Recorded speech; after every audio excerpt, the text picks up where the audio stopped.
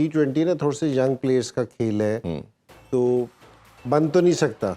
तो ये अगर आज से 4-5 साल पहले लिया जाए तो मुल्तान वालों ने ये वाला डिसीजन लिया था, इनकी परफॉर्मेंस देख के कि जी उन्होंने रिजवान को कप्तान बनाया था, इसको हटा दिया था जी। हालांकि जिस टाइम ये कप्तानी कर रहा था मुल्तान की, तो राउंड मैचेस में इन्होंने टॉप किया था, मुल्तान ने टॉप किया था जिस टाइम इन्होंने कैप्टनसी जब शान कर रहा था। और बड़ा स्ट्रेंज डिसीजन था, सारों ने इस चीज़ को लिया था कि जिस टाइम उन्होंने रिजवान को, लेकिन आज ऐसा लगता है कि उनका डिसीजन ठीक था। तो अब ये कराची ने डिसीजन लिया है कि इस चीज़ को कि जी इसको कप्तान लेके आए हैं, तो शान मसूद अच्छा प्लेयर है, इसमें तो कोई नहीं, पाकिस्तान खेल रहा है, जो भी पाकिस्तान खेलता है अच्छा प्लेयर होता है, लेकिन वो कभी भी T20 का ऐसा प्लेयर नहीं रहा कि जी कोई बहुत कि जी एक्सक्लूसिव प्लेयर था, क्योंकि जी कोई बहुत बड़ी हिटें थी उसके पास, कुछ ऐसा था कि जो अब आप तवक्को कर रहे हैं कि शायद थोड़ा बड़ा होकर अच्छा हो जाएगा तो वो भी नहीं है रहा। तो ये कभी भी ऐसा प्लेयर नहीं रहा था। ये तो कराची वालों का डिसीजन, कराची वालों को देखना चाहिए कि वो एक 34 साल के प्लेयर्स को, 34-35 साल के प्लेयर को कप्तान लेके आए हैं, जिसकी कभी भी T20 में कभी भी इस तरह की परफॉर्मेंस नहीं रही। इसकी काउंटी में भी परफॉर्मेंस रही है अच्छी, तो 4 डे क्रिकेट में या टेस्ट मैच में इसकी परफॉर्मेंस अच्छी रही है। तो ये कराची वालों से सवाल करना चाहिए क्योंकि जी वो लेके आए हैं, तो वहाँ मेरे ख्याल में शान के ऊपर ये थोड़ा सा ज़रा एक्स्ट्रा प्रेशर हो गया था, क्योंकि जिस तरह बहुत अच्छा लड़का है शान, और जिस तरह वो आपने इस मैचेस में भी देखा कि कुछ डिसीजन होते हैं इसमें, तो हीट ऑफ मूवमेंट होते हैं, तो वो बिल्कुल बहुत ज़्यादा पैनिक कर गया था कि यानी कि उसके ऊपर प्रेशर बहुत था। तो मेरे ख्याल में अगर वो एज ए प्लेयर खेलता जिस तरह मुल्तान से खेलता था, तो उसके ऊपर ये कैप्टनसी का प्रेशर नहीं था, तो उसकी जो सी परफॉर्मेंस थी वो बेहतर थी, क्योंकि आप कहते थे कि चलो ठीक है, ठीक है जी हम इसको बाहर नहीं करते, कि इतनी रीजनेबल उसकी परफॉर्मेंस होती थी। यहाँ जब से उसने कप्तानी ली है, अब उसकी सिलेक्शन पे भी है ना क्वेश्चन मार्क आ गया, क्योंकि जी अभी इसको सही खेलना भी चाहिए या नहीं खेलना चाहिए।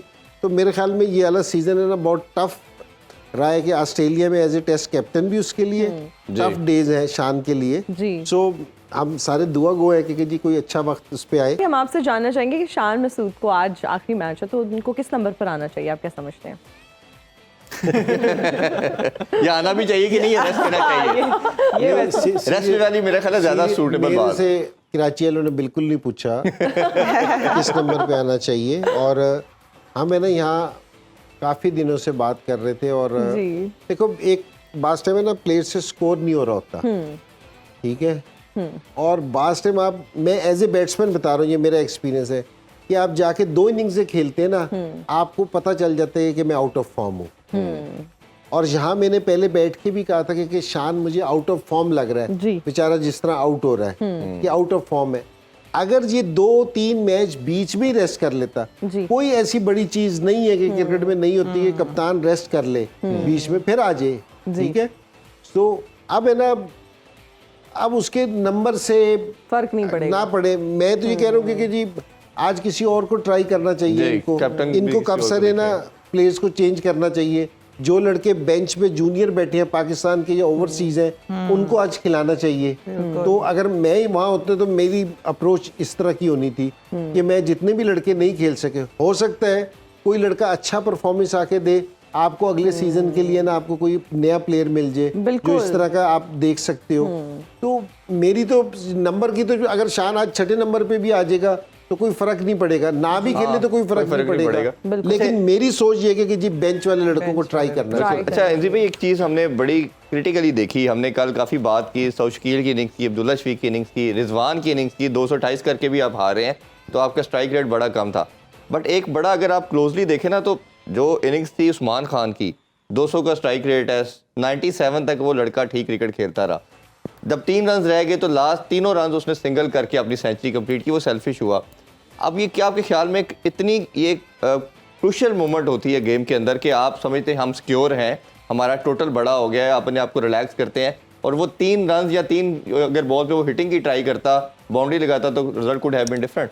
इरफान भाई, अगर आपने ये बड़ा कसरे नफसी से काम लिया है कि 3 बॉल कहे हैं, मैं अगर इसको 2 ओवर में चेंज कर दूं तो हाँ बिल्कुल कोई ऐसी वो नहीं होगी मेरे ख्याल में, कि 2 ओवर से ना उसको ऐसा लगा कि जी 200 स्कोर बोर्ड पे लग गया है, क्योंकि जी इनफ स्कोर हो गया है। तो उसने ना 90 के बाद है ना वो अपने 100 के चक्कर में पड़ गया, ठीक है ना। कल एक और पॉइंट भी उठाया था, शायद लोगों को पसंद ना आया हो। और जहां हमारा किसी का भी मकसद है ना, ऐसा नहीं है कि किसी को कि हम क्रिटिसाइज कर रहे हैं या कुछ इस तरह की बात कर रहे हैं कि इम्प्रूवमेंट के लिए। जी, कि रिजवान का कहा था कि जो उसने 17 बल्लों पे 20 रन किए थे, ऐसी विकेट पे जहां 500 रन बन रहे हो तो 120 का स्ट्राइक रेट है ना, मुश्किल नहीं हो हो जाता है। Right. तो यहाँ भी ये जो उस्मान ने इनिंग्स तो बहुत अच्छी खेली, अगर किसी को वैसे स्कोर कार्ड दिखाया जाए कि जी 200 का स्ट्राइक रेट, तो वो कहेगा यार बहुत फजूल बात कर रहे हैं, क्या कह रहे ऐसे हैं। ही। लेकिन जो उसका आखिरी 2 ओवरों में ना, ये 229 से स्कोर 245 पे जा सकता था। बिल्कुल बिल्कुल। ठीक है, तो बिल्कुल सही है, क्योंकि आप किसी T20 की खासियत ही यही है, क्योंकि जी आप जहां एक जगह आप रिदम अपना ब्रेक करते ना, दूसरी टीम पकड़ लेती है। बिल्कुल ऐसे ही है। ठीक है ना। और जहां पिंडी में कोई ऐसी चीज नहीं हो रही थी कि विकेट देख के कि हम जी। ये तवक्को कर रहे थे कि जी इस्लामाबाद वाले 160 पे आउट हो जाएंगे, जी तो ये पहले भी हुआ है। और ये हमारे खिलाफ ही 245 चेज हुआ इसी ग्राउंड पे। बिल्कुल ऐसे ही है। तो यहाँ कोई 229 चेज हुआ तो मुझे कोई ऐसा नहीं वाह, लगा, बड़ी कोई बात चीज़- नहीं लगी। कोई बड़ी बात नहीं लगी। और जब इस्लामाबाद वाले एक टाइम पे ऐसा आ गए थे, मुझे ऐसा लग रहा था ये 2 ओवर पहले हो जाएगा चेज, हाँ बिल्कुल। जी, और आप कल सात पे ओवरों बात में भी 100 कर कर रहे लिया थे था कि ये पहले। हो जाना चाहिए था। हो जाना चाहिए था।